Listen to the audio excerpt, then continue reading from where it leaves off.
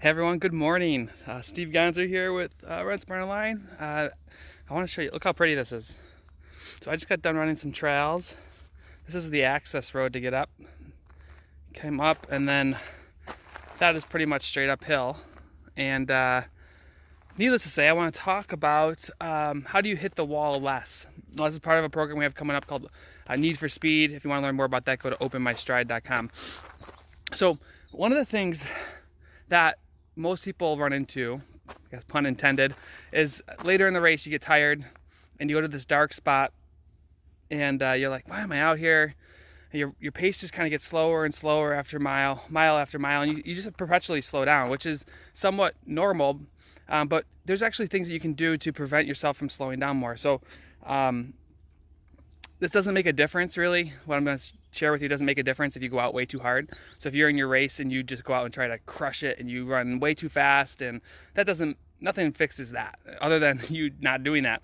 So, but if you're having a smart race and you're running through, there's going to be a point in a race, whether it's a 5K, half marathon, or full marathon, where you're just plain tired and things start to fall apart. And what most people do when they get tired is they start like kicking the ground, shuffling their feet, and they adopt this shuffling type run form to just claw their way to, I'm just wiping all the sweat off, claw their way to the finish line.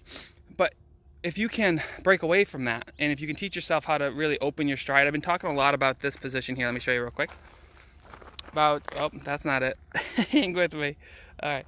About trying to learn how to drive that knee forward, and at push off, this might be a little weird, but just get that knee to pull forward, you can actually open your stride and slow down less.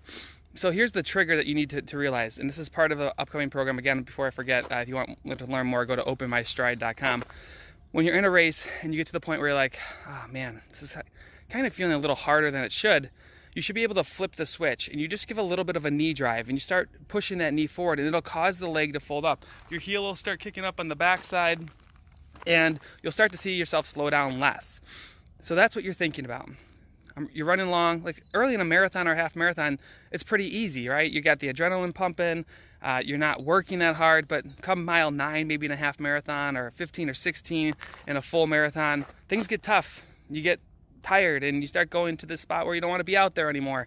Instead of going to those dark spots, instead of letting your pace slow mile after mile after mile, drive the knee a little bit, open the stride. It should be somewhat comfortable. You're not like high kneeing your way down to the finish line or anything.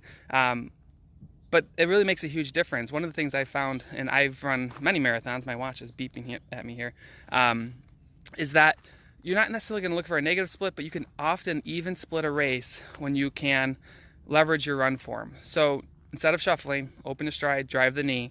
And if you want to learn more about what we do, we actually teach this all in 4 weeks in an upcoming program called Need for Speed. Just go to openmystride.com, check it out. It starts August 4th.